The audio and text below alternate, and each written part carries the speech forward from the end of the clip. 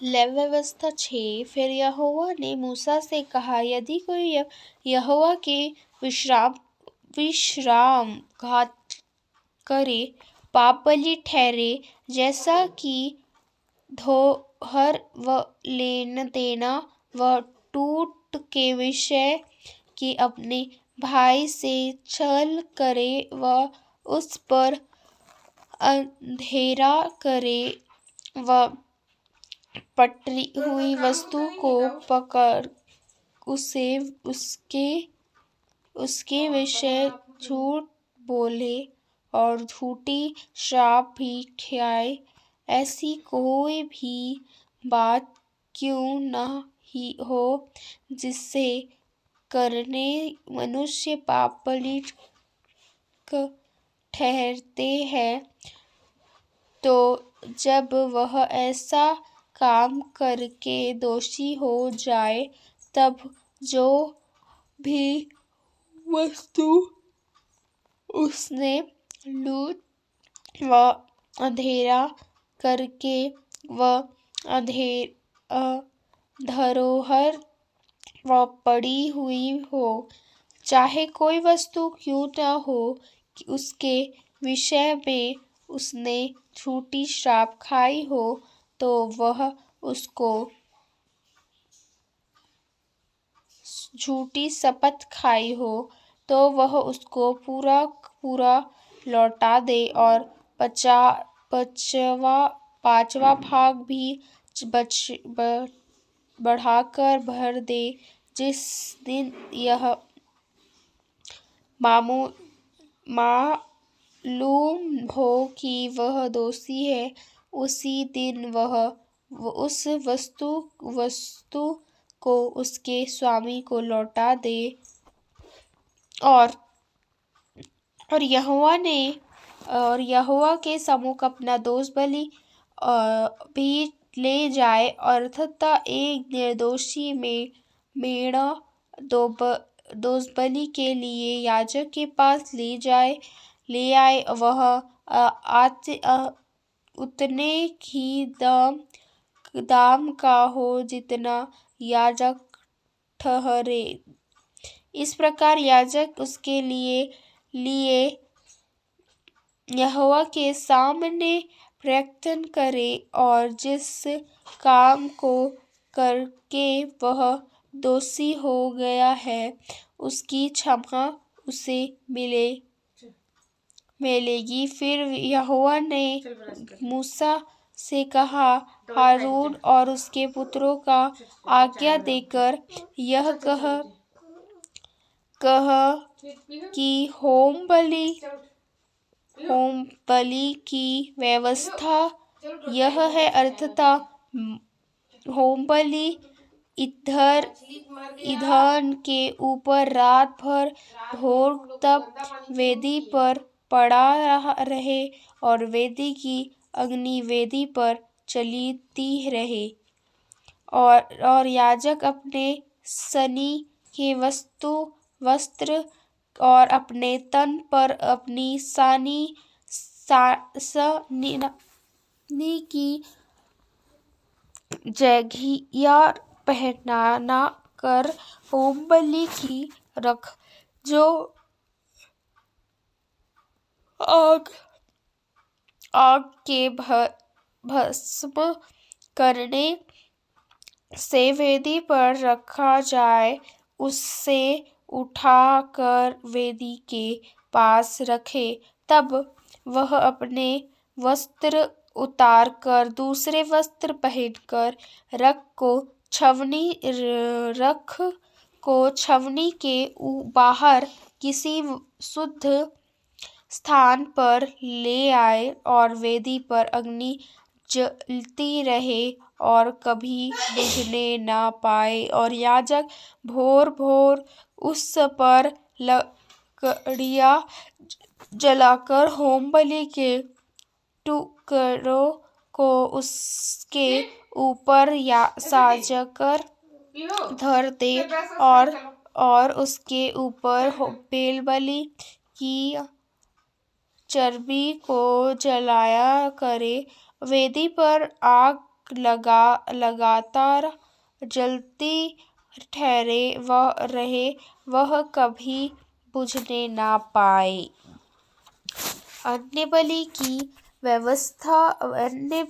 की व्यवस्था इस प्रकार है कि हारून के पुत्र उसको वेदी के आगे यहोवा के समीप ले आए और वह अन्य बलि के तेल मिले हुए मैदे में से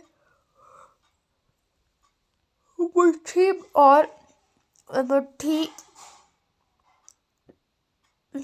भर और उस पर का सब लोबान उठा कर अन्य बलि के स्मरण के इस भाग को यहोवा के सम्मुख सुखदायक सुगंधित के लिए वेदी पर चढ़ाए और उस में जो शोक रहा जाए उसने हारून और उसके पुत्र खा जाए, वह बिना ख़मीरी पवित्र स्थान में खाए जाए, अर्थात वे मिलाप वाले तम्बू के आंगन में उसने खाया, वह अख़मीरी के साथ पकाया न जाए, क्योंकि मैंने अपने हत्व में से उसको उनका निर्जन भाग होने के लिए उन्हें दिया है। इसलिए ऐसा पाप बलि और दोषी बलि परम पवित्र है, वैसा ही वह भी है। हारून के वंश के सब पशु उसमें से खा सकते हैं। हम तुम्हारी पीढ़ी में यहोवा के हवनों में से यह उनका भाग सदैव बना रहेगा। जो कोई उन हवनों को छुड़ाए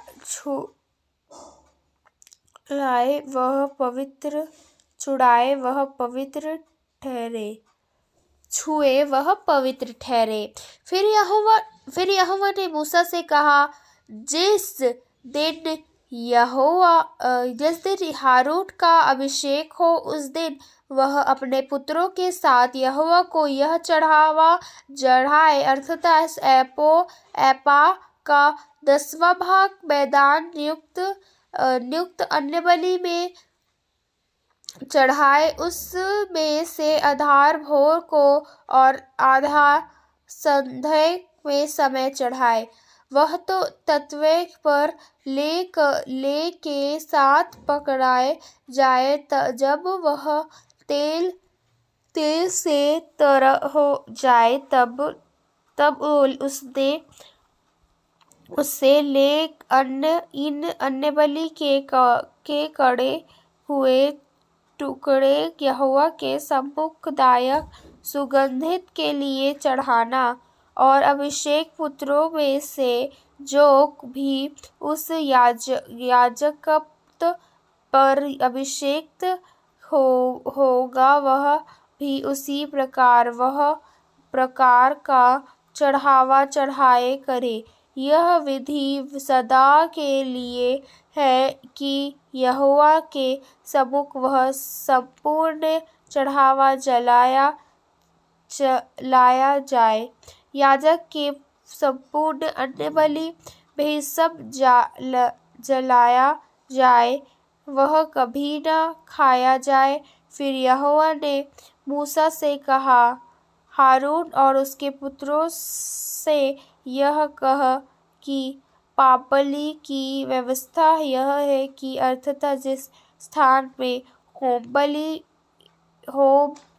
बलि पशु वध किया जाता है, उसी में पाप बलि पशु भी यहोवा के सम्मुख बलि किया जाता है, पर पवित्र है।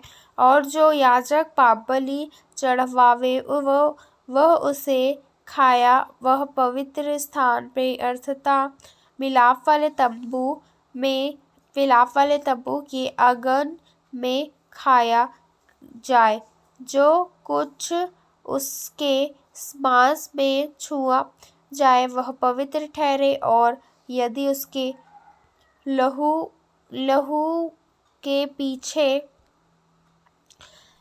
पीछे किसी वस्तु पर पड़ा जाए तो उसे किसी पवित्र स्थान में धो देना, और वह मिट्टी का पत्र जिसमें वह पकड़ाया गया हो तो तोड़ दिया जाए। यदि वह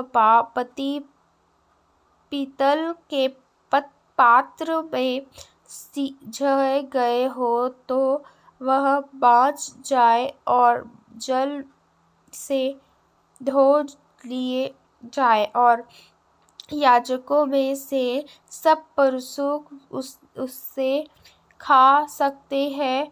वह परम पवित्र वस्तु है। जिस पापबलि के लहू में से कुछ भी खून मिलाप वाले तंबू के भीतर पवित्र स्थान के प्रवेश करने को पहुँचाया जाए, तब तो उसका मांस कभी न खाया जाए, वह आग में जला दिया जाए।